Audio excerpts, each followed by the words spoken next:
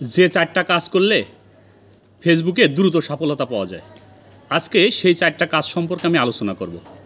আপনারা যদি এই ভিডিওটি মনোযোগ সহকারে দেখেন এবং আমি যে 4টি কাজের কথা বলবো মনোযোগ সহকারে শোনেন, আমি 100% শিওর আপনি ফেসবুক থেকে সফলতা পাবেন ইনশাল্লাহ।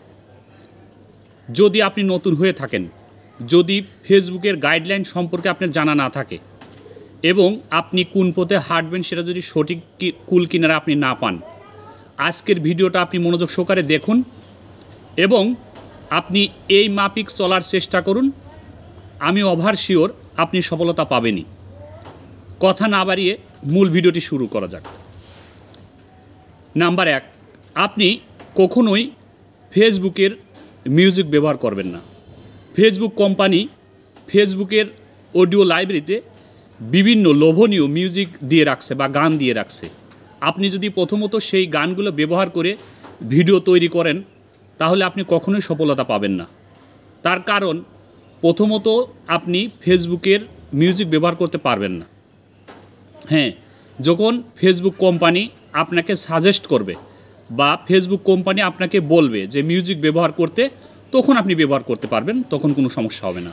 যতদিন ফেসবুক থেকে আপনি অনুমোদন পাবেন না ততদিন যতই তারা লোভনীয় মিউজিক দিক ততদিন আপনি কখনোই ফেসবুকের মিউজিক ব্যবহার করবেন না।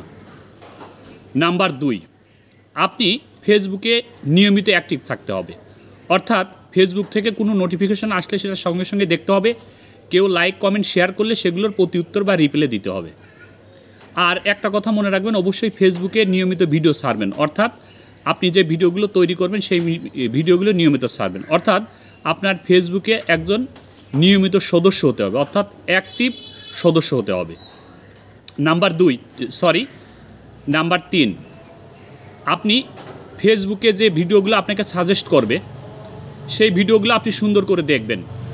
যদি আপনার ভিডিওটি ভালো লাগে অবশ্যই লাইক কমেন্ট শেয়ার করবেন। আপনার যদি ভালো না লাগে আপনি লাইক কমেন্ট শেয়ার করলেন না, সমস্যা নাই। তবে ফেসবুক কোম্পানি আপনার যে ভিডিওগুলো আপনার সামনে দেবে সেই ভিডিওগুলো অবশ্যই আপনি গুরুত্বের সঙ্গে দেখবেন এবং আপনার ভালো লাগলে অবশ্যই লাইক কমেন্ট শেয়ার করবেন।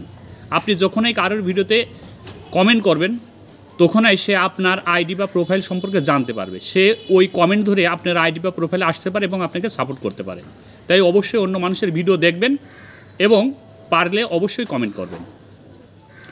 নাম্বার 3, কখনোই ভুল করে অন্যের ভিডিও ডাউনলোড করে কাটিয়ে সাটিয়ে বা বড় ভিডিও দ্রুত করে ছোট করা বা ছোট ভিডিও স্লো মোশন করে বড় করা, এই কাজগুলো করে কখনোই আপনি ফেসবুকে এই ভিডিওগুলো আপলোড দেবেন না।